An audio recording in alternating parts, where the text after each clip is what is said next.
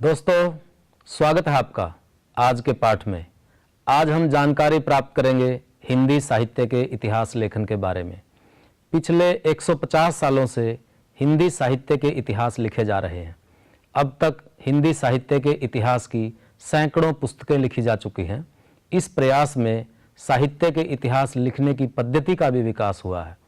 साहित्य के इतिहास लेखन के दौरान साहित्य का इतिहासकार किसी काल विशेष के मनुष्य के भावों और विचारों का स्वरूप खोजता है, उस साहित्य की प्रगति और विकास को रेखांकित करता है, साहित्य में हुए परिवर्तनों की पहचान करता है और समाज के विभिन्न आंदोलनों, परिवर्तनों और संघर्षों के साथ साहित्य के संबंधों की पड़ताल भी करता है।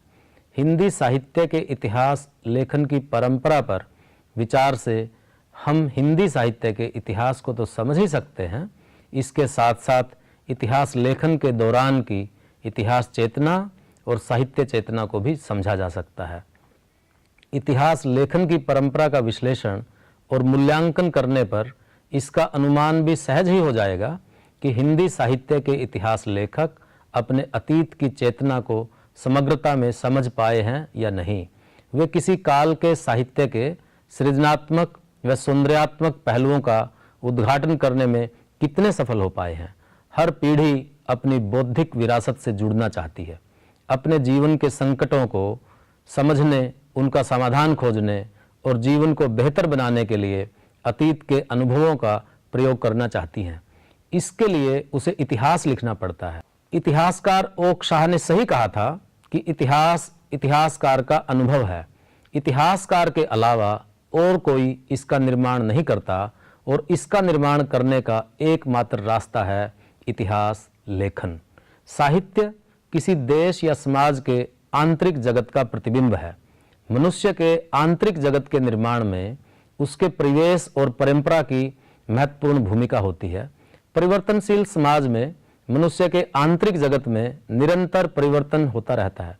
डॉक्टर शिव कुमार मिश्र ने सही लिखा है कि साहित्य का इतिहास केवल साहित्य का इतिहास नहीं होता, वह उस जाति की भाषा, जातीय जीवन और समाज का इतिहास भी होता है, साहित्य जिसका संश्लिष्ट रूप है। हिंदी भाषा में साहित्य की रचना को 1000 साल से अधिक हो चुके हैं, लेकिन हिंदी साहित्य के इतिहास लेखन को अभी 200 साल भी नहीं हुए। इन सालों में हिंदी साहित्य इतिहास लेखन के ढांचे और दृष्टि में आमूल परिवर्तन हुए हैं। इतिहास लेखन की इस परंपरा के कई मोड़ व पड़ाव हैं। आरंभ से ही हिंदी साहित्य के इतिहासकार को जिस समस्या का सामना करना पड़ा वह थी विश्वसनीय स्रोतों से प्रामाणिक सामग्री का अभाव। धार्मिक केंद्रों में रचित साहित्य धार्मिक आग्रहों के कारण शोधकर्ताओं व इतिहासकारों को पूर्ण रूपेण उपलब्ध नहीं हुआ। इस साहित्य की एक समस्या प्रक्षिप्तता भी थी। धार्मिक अनुयायियों ने अपनी रचनाएं भी मूल साहित्य में शामिल कर दी। इसमें एक समस्या प्रामाणिक पाठ की भी रही। साहित्य का रचनाकाल और इसके संकलन काल में अंतर होने के कारण भी इसके मूल स्वरूप की पहचान का सवाल उलझा ही रहा है। विभिन्न लिपिकारों की लिखावट की विशेषताओं के कारण आया पाठ का अंतर भी एक समस्या ही रहा है। हिंदी साहित्य इतिहासकारों को जो सामग्री मिली वह भी आधी अधूरी मिली। मध्यकालीन साहित्यकारों ने अपनी रचनाओं में अपने बारे में जानकारियां नहीं दी हैं और किसी साहित्यकार ने प्रसंगवश दी हैं तो बहुत ही कम। अंतसाक्ष्य के अभाव में अटकलें लगाने के अलावा इतिहासकार के पास कोई रास्ता नहीं था। यदि ऐतिहासिक सूचनाएं देने वाली सामग्री पर दृष्टि डालें तो वह बहुत ही कम है। आदिकालीन सिद्धों के बारे में तंचूर नामक भोटिया ग्रंथ संग्रह तथा वर्ण रत्नाकर ग्रंथ का नाम लिया जा सकता है। मध्यकालीन संतों भक्तों के बारे में भक्तमाल, 84 वैष्णवन की वार्ता, 252 वैष्णवन की वार्ता हैं। इनमें बहुत कम साहित्यकारों के बारे में और एक विशेष आग्रह के साथ ही सामग्री है। उपलब्ध सामग्री और साहित्यकारों की रचनाओं के विश्लेषण के बाद हिंदी साहित्य इतिहासकारों ने अपनी साहित्यिक विरासत का मूल्यांकन करने के सतुत्य प्रयास किए हैं। नई सामग्री व तथ्यों की खोज तथा शोध के निष्कर्षों से इतिहास लेखन में परिवर्तन आता गया है। इतिहासकारों की अपने युग के अनुरूप साहित्य से अपेक्षाओं, प्राथमिकताओं और सरोकारों से इतिहास दृष्टि में बदलाव आता गया है। हिंदी साहित्य की विविध दृष्टिकोणों से व्याख्या, विश्लेषण और मूल्यांकन से यह समृद्ध होता गया है।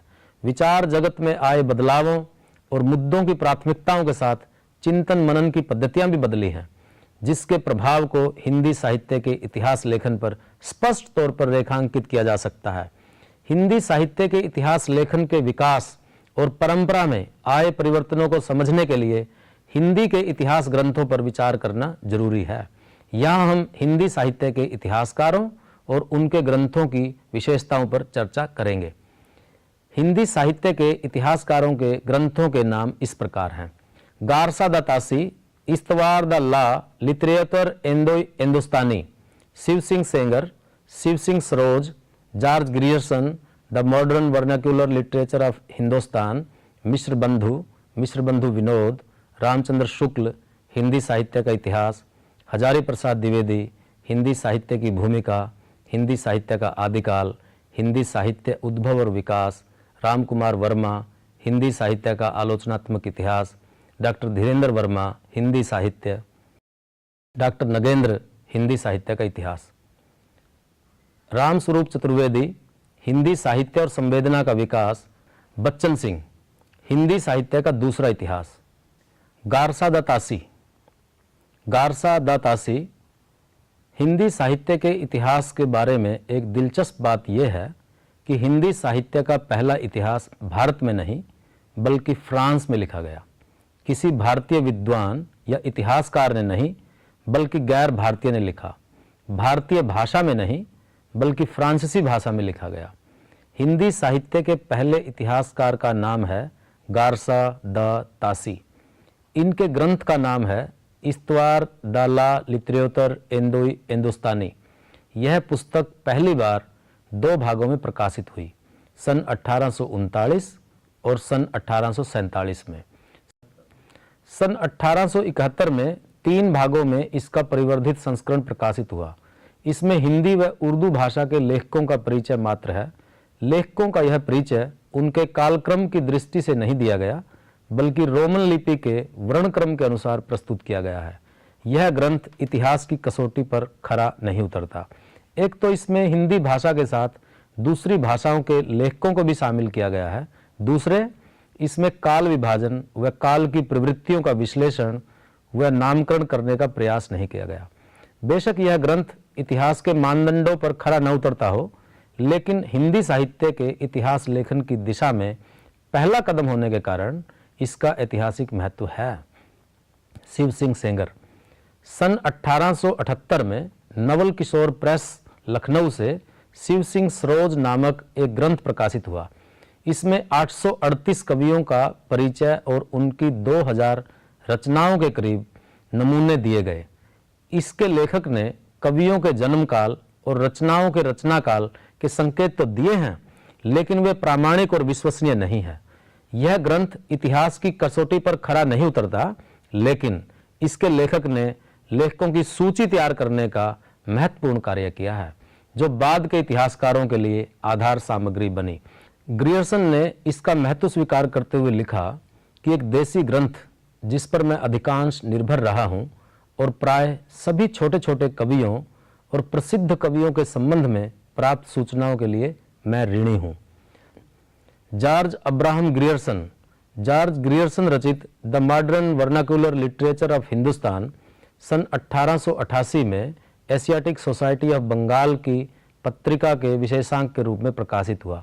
इसमें ग्रियर्सन ने कवियों और लेखकों का कालक्रम के अनुसार वर्गीकरण किया, उनके साहित्य की प्रवृत्तियों को भी उद्घाटित करने का प्रयास किया। ग्रियर्सन भाषाओं के जानकार थे। अपने भाषाओं के ज्ञान का प्रयोग अपने इतिहास लेखन में बाखूबी किया। उन्होंने भाषा के आधार पर रचनाकारों की छंटाई की। प्राकृत और उर्दू भाषा के रचनाकारों को हिंदी भाषा के रचनाकारों से अलग किया। इस संबंध में उन्होंने लिखा कि मैं आधुनिक भाषा साहित्य का विवरण प्रस्तुत कर रहा हूं, अतः मैं संस्कृत में ग्रंथ रचना करने वाले लेखकों का विवरण नहीं दे रहा हूं।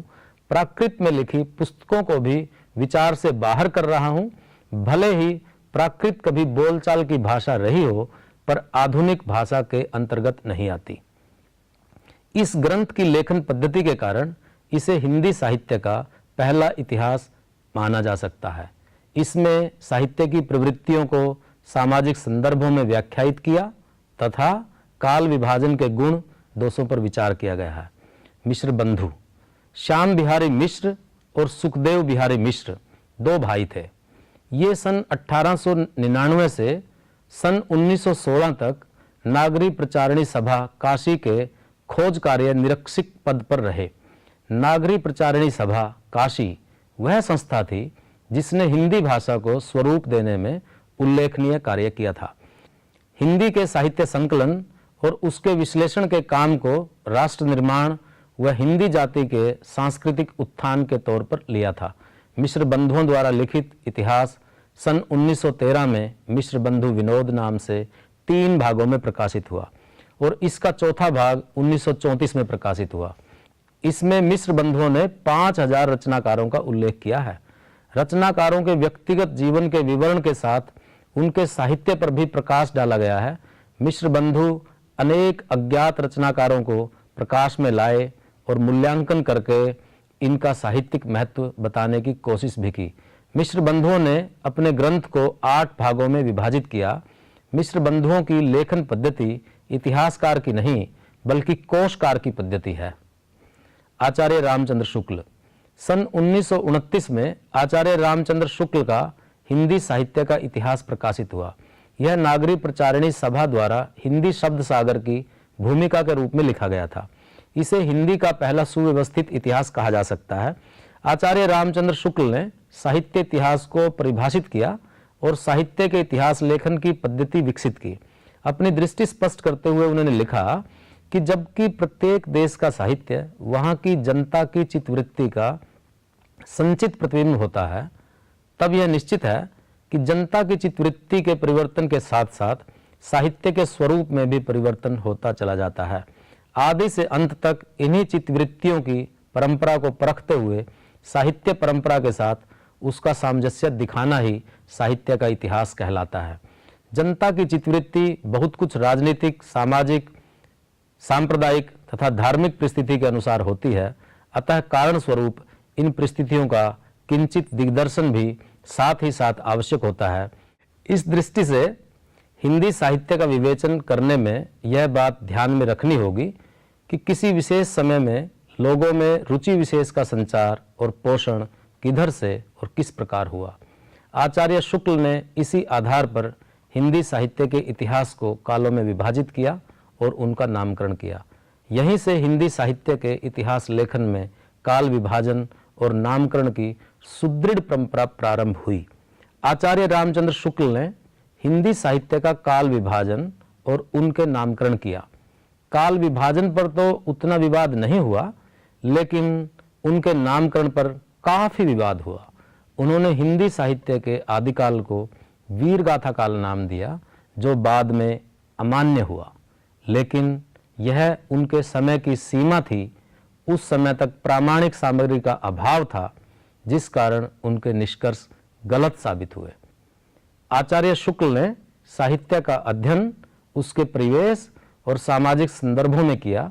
कृतियों और रचनाकारों का विश्लेषण युग संदर्भ में किया।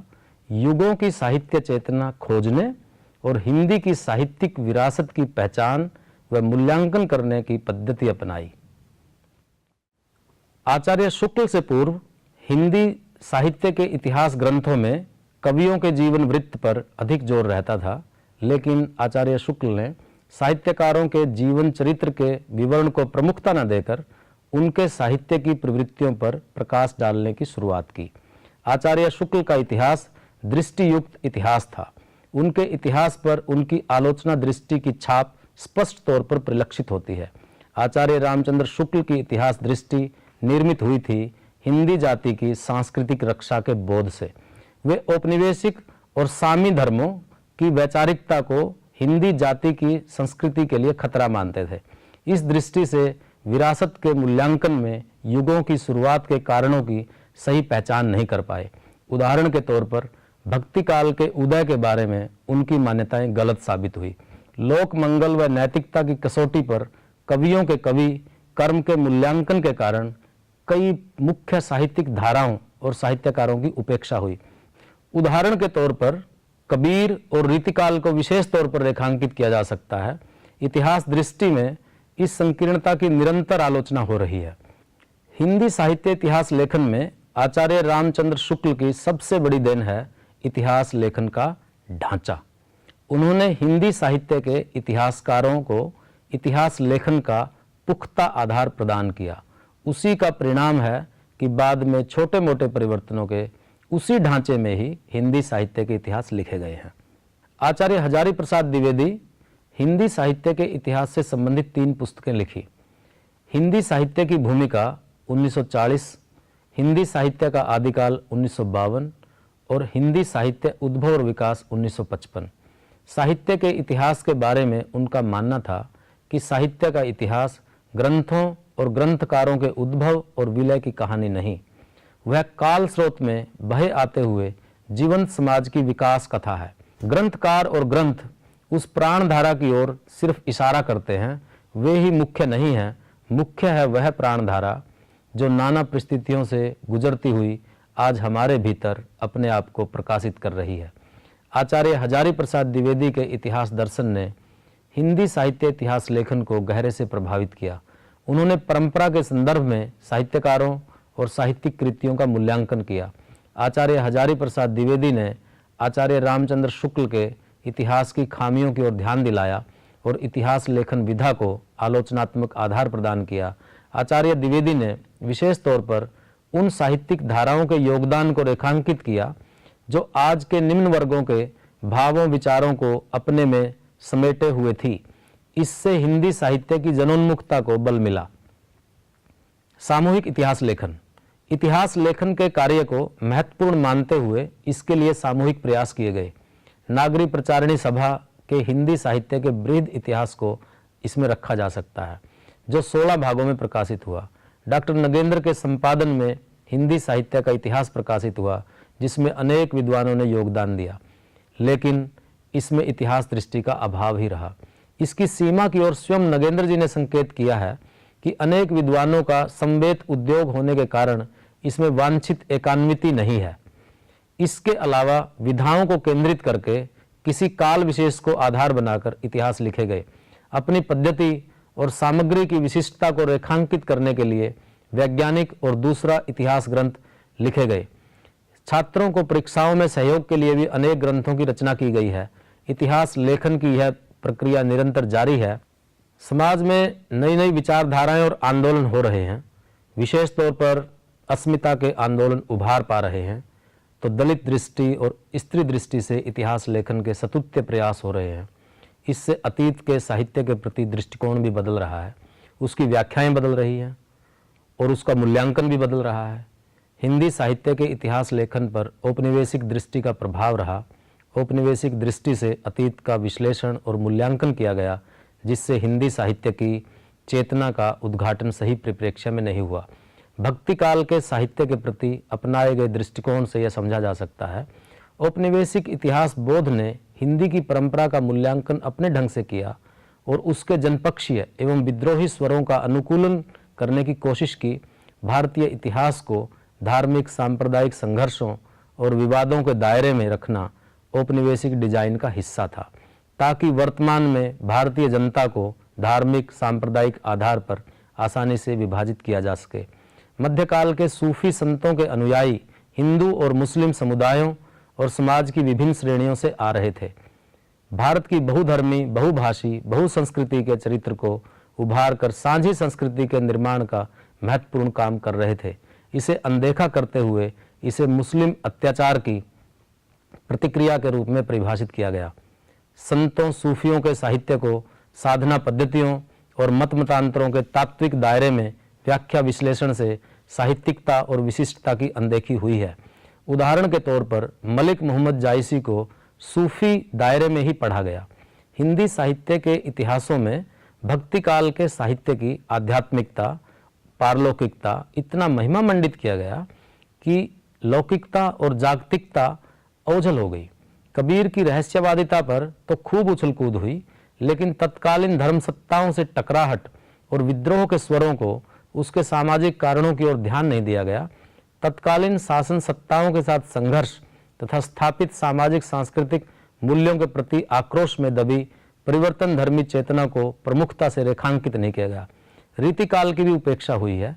रीतिकाल के साहित्य का मूल्यांकन साहित्यिक मानदंडों पर नहीं बल्कि नैतिकता के आधार पर किया गया। उसके कुछ बेहद संवेदनशील पक्ष भी चेतना का हिस्सा नहीं बने। हमारा वर्तमान समय बदल रहा है, उसकी जरूरतें बदल रही हैं। नए संदर्भों में हिंदी साहित्य के इतिहास के पुनर्लेखन की आवश्यकता है। नए संदर्भों में हिंदी साहित्य का इतिहास लेखन हिंदी जगत में साहित्य की नई चेतना निर्मित करने में भूमिका अदा कर सकता है। इस पाठ में इतना ही। आपने आज के पाठ में हिंदी साहित्य के इतिहास लेखन के बारे में आवश्यक जानकारियां हासिल की हैं। मिलते हैं अगली बार एक नए पाठ के साथ। तब तक के लिए धन्यवाद।